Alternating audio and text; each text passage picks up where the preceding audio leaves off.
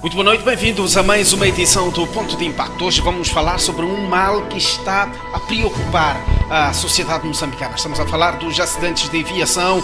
Hoje, na linha da frente, uma reportagem sobre o impacto ou as incidências dos acidentes de aviação que já mataram pelo menos 100 pessoas no troço entre Maluana e Tavira, na província de Maputo, concretamente no distrito da Manhissa.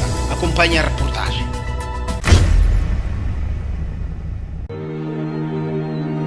Um troço que pode assassinar sonhos. Muito pânico, muito pânico. Por quê? De tantos acidentes no distrito da Manhissa? Excesso de velocidade. De quem é a culpa? São demônios. Que soluções? Temos que ter uma condução responsável. Atsila kuhuwa ya twala le rama. Ingwana wa Xikwembu lwarilelaka vana va yena va helaka. Tatana Xikwembu wena ukala ku nga hluriwa ha nchumu. Perguntas expostas ao vento da sinistralidade que caracteriza o troço da Estrada Nacional número 1 no distrito da Manhissa. Centenas de vidas ceifadas na estrada. Nem a criação de comissões para investigar causas trouxe soluções para os soluços enlutados de quem viu os acidentes roubarem a vida de um familiar. Terminal da Junta, cidade de Maputo. Um dos pontos de partida dos transportes que carregam passageiros para vários destinos.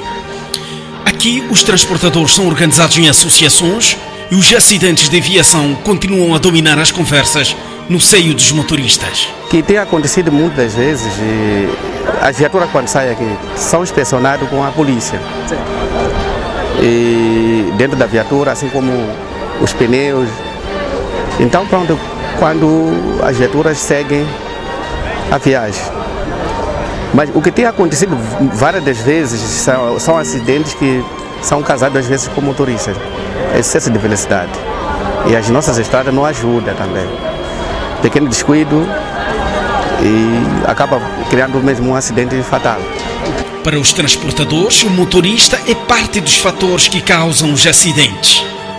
É preciso que haja concentração ao volante e se tire a ideia de que se está em uma competição entre os operadores, facto que faz com que os motoristas extravasem os níveis de velocidade. As viaturas terem um acesso de velocidade, há outros que dizem não precisa correr, porque nós queremos chegar ao destino bem. Mas aparecem umas 2, 3 pessoas, dizem não, é porque nós queremos ganhar o tempo, porque estamos de viagem, porque temos que passar do outro lado. E as coisas não acabam sendo bom para outras pessoas, porque nem ele também pode vir não chegar ao destino.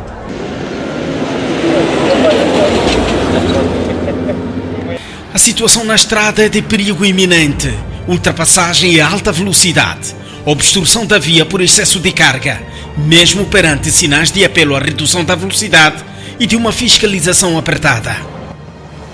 A nossa equipa escala o distrito da Manhissa e visita os pontos com maior ocorrência de acidentes.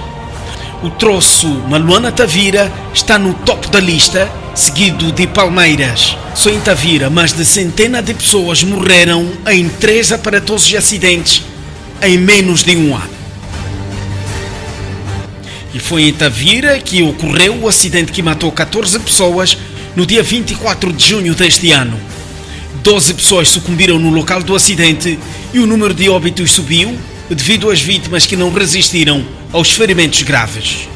O sinistro envolveu um carro de transporte de passageiros que ficou completamente destruído e um caminhão de carga. A minibus seguia o trajeto Manhissa-Spamanini, na cidade de Maputo, e o caminhão fazia o sentido contrário, isto é, Maputo-Chinavani. O motorista e o cobrador da minibus escaparam do acidente, assim como o condutor do caminhão. Os relatos sobre sinistralidade neste troço não são de hoje. No início de julho de 2021, 32 pessoas morreram na Estrada Nacional número 1.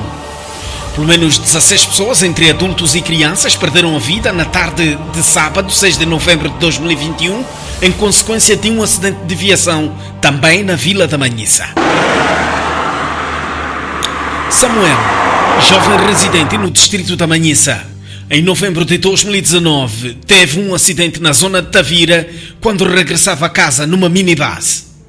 leva-nos ao local do acidente e busca memórias de um sinistro que podia tê-lo tirado a vida. Nós vínhamos em direção Esquelene, Manhissa.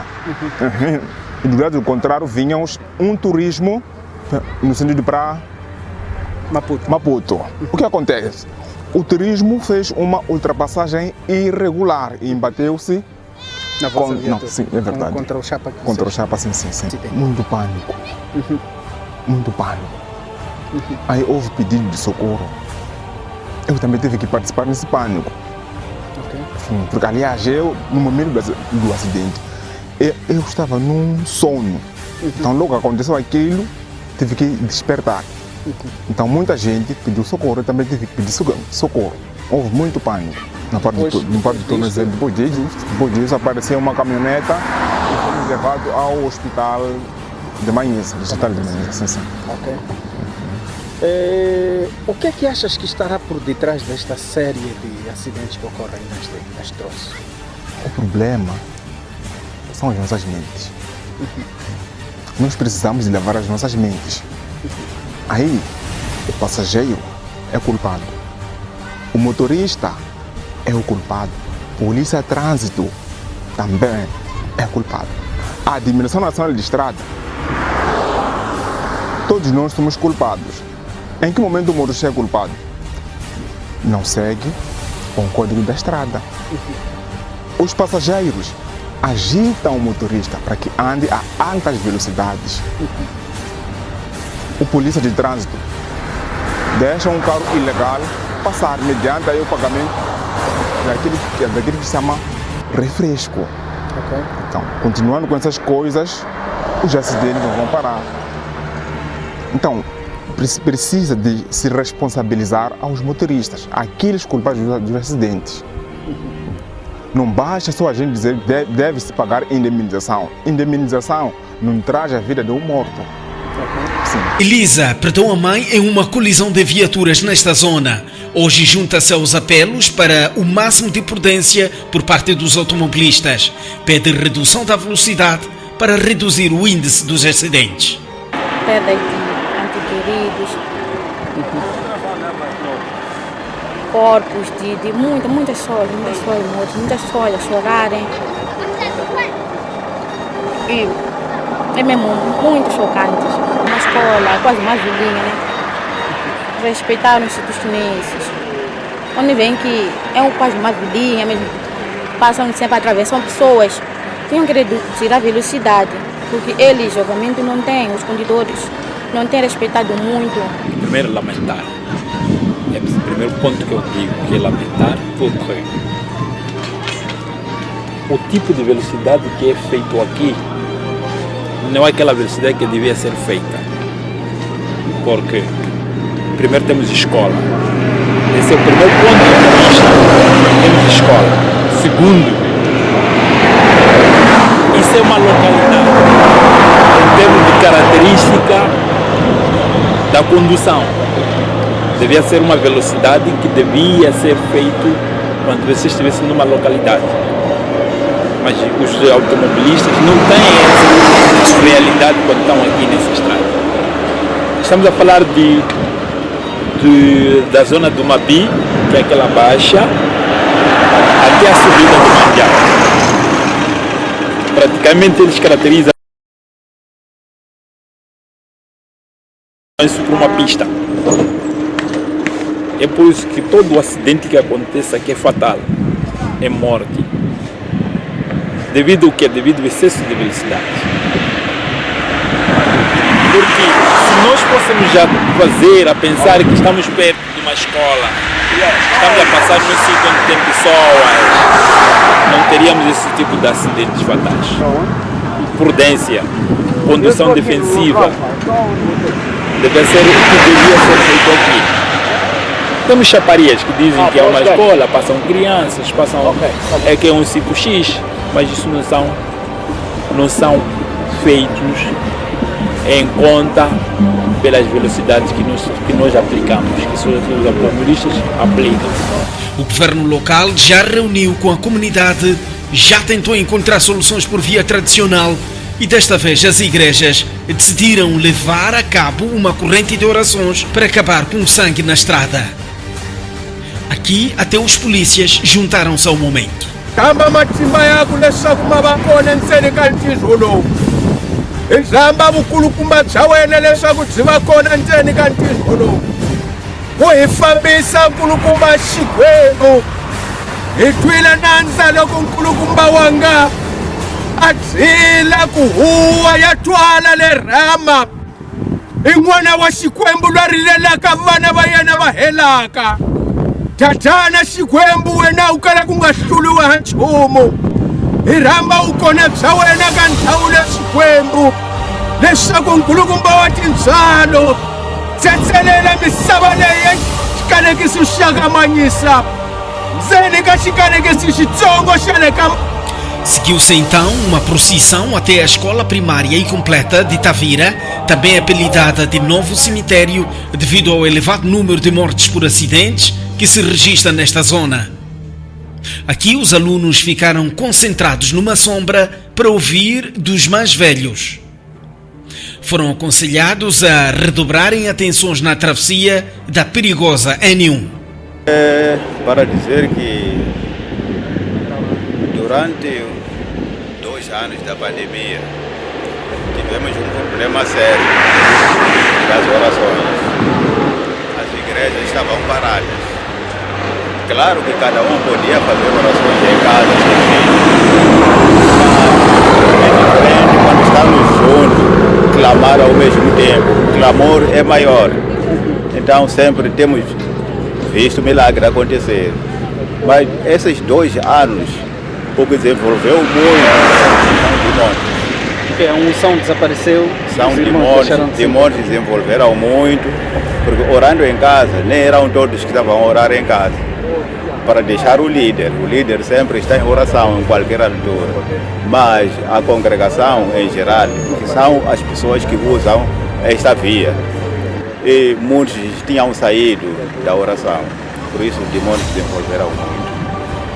E isso faz com que cada um já estava a voltar para os seus antepassados, pensando que o Deus só está na igreja, porque há muitas pessoas que pensam isso.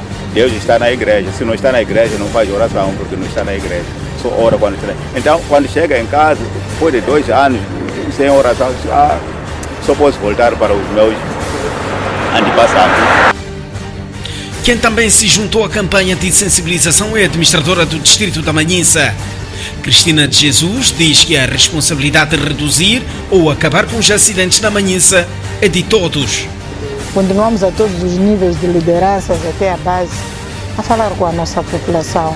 Sentimos também que os acidentes vão crescendo no tipo carro, choque entre carro e peão. É uma parte que parece que nós estamos a tirar, não está a ser sentida, mas ela acontece todos os dias. Então, vamos sensibilizando a nossa população. Mas o que nós queremos dizer é que realmente, de todos esses acidentes de grande impacto no nosso distrito, o grande promotor é o homem. O erro é humano. Não vamos alegar estrada. Estrada, sim, precisamos de alargar, ter os seus problemas. Mas, enquanto isso, também temos que ter uma condução responsável. Ora, vejamos, de todos os acidentes resultam em excesso de velocidade, ultrapassagens irregulares. Se formos a ver esse último acidente, tínhamos 2 chapas a ultrapassar um carro. Essa estrada só tem 2 faixas. Significa só eles, os 3, já tinham ocupado todas as estradas. Daí que ele foi colidir com o caminhão que vinha em sentido contrário. É uma irresponsabilidade. 2 carros de transporte semi-coletivo de passageiros a fazerem ultrapassagem a um carro. É inadmissível. Ele começa a dizer, o meu colega é que me encostou do outro, depois ele conseguiu, eu não consegui. Cada um é responsável no seu volante, cada um é que faz os seus cálculos. Então, o nosso pedido a todos os automobilistas, sejam eles principalmente aos transportadores semicoletivos, mas a todos, porque também temos carros singulares, e continuarmos a pedir para que observem as regras de condução. Isso é a principal coisa. E é só observar como temos que conduzir na nossa estrada. Então isso também vai nos ajudar. Por mais que a gente faça sensibilização, por mais que a gente coloque fiscalização, mas cada um está dentro do seu carro. Naquele dia, esse último acidente, a polícia estava a alguns metros atrás. Não é possível dizer que cada carro vai ter controlado por um polícia, não temos essa capacidade. Chamamos a responsabilidade a cada um que tenha uma condução responsável. E desejar que as pessoas possam nos fazer ouvir, que tem que despertar alguma coisa em cada condutor. Não é a pressa, não é a velocidade. Isso vai ajudar muito a reduzirmos. E lamentarmos mais uma vez, endereçando em nome do governo do distrito, em nome da população e em meu nome próprio, endereçar as sentidas condolências a todas as famílias enlutadas. Esse acidente aparece no momento em que a Comissão dos Assuntos Religiosos do distrito está a preparar a cerimônia de passagem, a cerimônia religiosa de passagem do ano aqui do acidente que vitimou 32 pessoas aqui onde estamos. Então, chamamos a todos, chamamos a Deus principalmente para que olhe por o posto administrativo, para que olhe pelo o distrito da Manhissa. Esperamos que Deus vai prover e vai orientar o que temos que fazer no nosso distrito. Enquanto os acidentes continuarem na N1, o cenário vai ser este: sangue nas estradas e viaturas destruídas.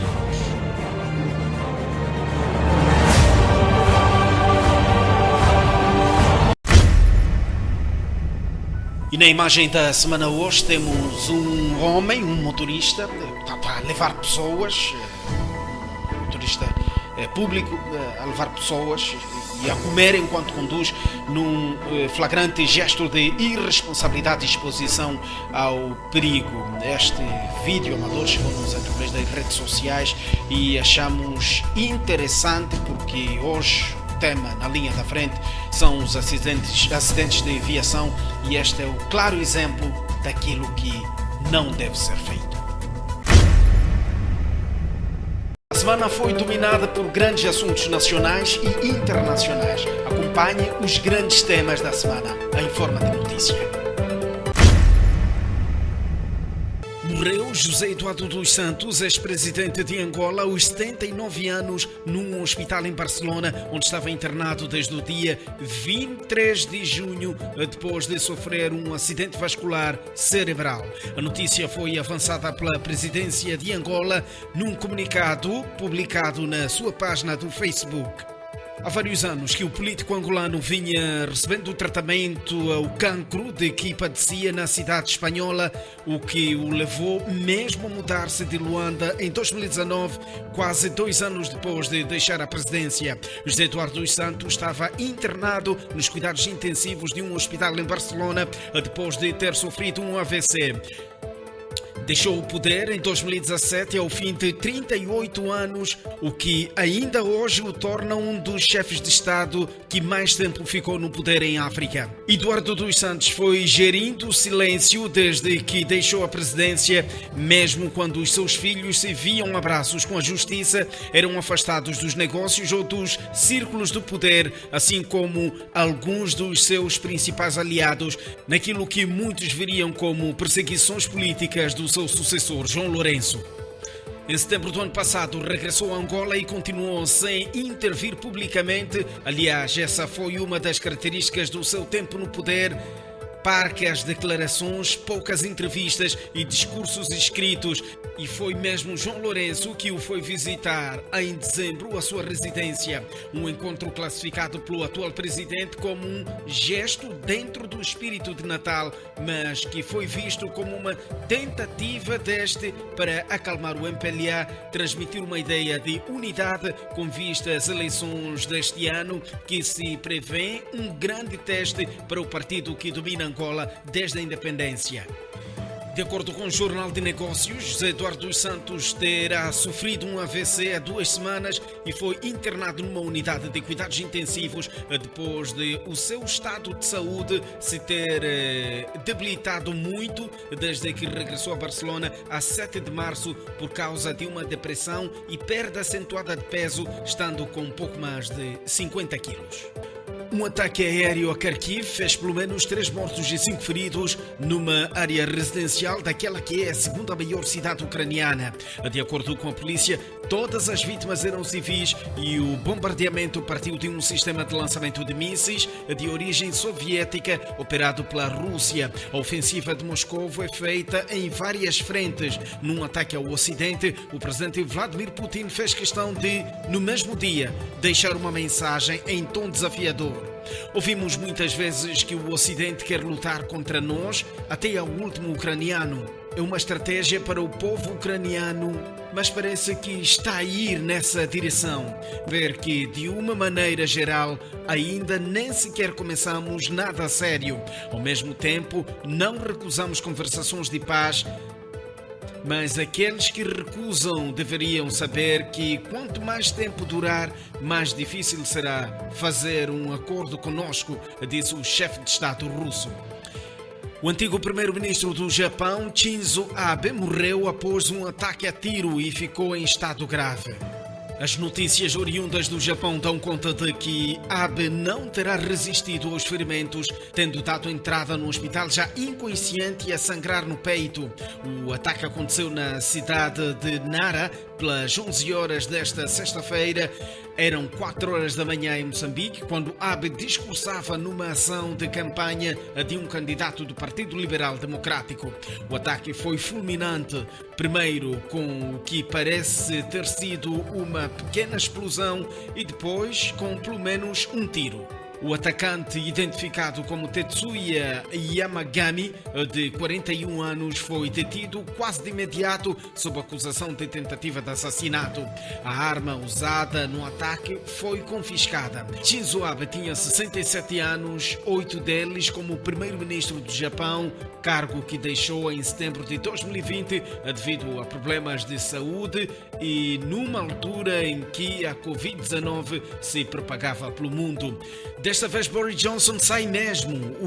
O ainda primeiro-ministro britânico não sobreviveu ao efeito dominó de demissões no seio do seu próprio governo em rota de colisão com o que chamaram de falta de integridade no topo do poder. É claramente a vontade dos deputados do Partido Conservador que haja um novo líder e, portanto, um novo primeiro-ministro. Juntamente com Sir Graham Brady, o líder da nossa bancada parlamentar, decidimos que esse processo deve começar agora. Em política, ninguém é insubstituível. O nosso sistema, que é brilhante e darwinista, vai produzir um novo líder igualmente empenhado em levar este país para frente neste período tão difícil, declarou frente a Downing Street. Ou seja, Johnson pretende deixar o governo quando o próximo líder conservador estiver escolhido e isso poderá acontecer só no Congresso de outubro. O princípio do fim aconteceu na terça-feira quando 2 pesos pesados do governo bateram com a porta, o ministro das Finanças, Rishi Sunak, e o ministro da Saúde, Sajid David. Seguiram-se mais de meia centena de demissões em apenas 24 horas. Ruanda e República Democrática do Congo acordaram um cessar-fogo imediato. Entendimento alcançado esta quarta-feira, depois de uma cimeira em Luanda, mediada pelo presidente angolano. Os 2 países estavam em costas voltadas desde que Kinshasa acolheu hutus ruandeses acusados de participar do genocídio de Tutsis em 1994. O governo de Kigali é, por seu lado, acusado de enviar militares das forças especiais para o território congolês e financiar milícias da oposição. Paul Kagame, chefe de Estado ruandês, e Félix Tshisekedi, homólogo congolês, sentaram-se lado a lado e João Lourenço registrou o progresso como muito positivo. E hoje uma das maiores lições de vida, vamos aprender a sabedoria e humildade de um homem chamado Davi. Era uma vez Davi foi anunciado por um profeta chamado Samuel de que iria substituir Saul, rei de Israel. E sabem o que Davi fez? Continuou a servir Saul até que esta profecia se concretizasse. E consigo, o que acontece quando lhe é anunciado que vai subir de cargo? Continua a servir a quem vai substituir? Pense e repense. Boa noite.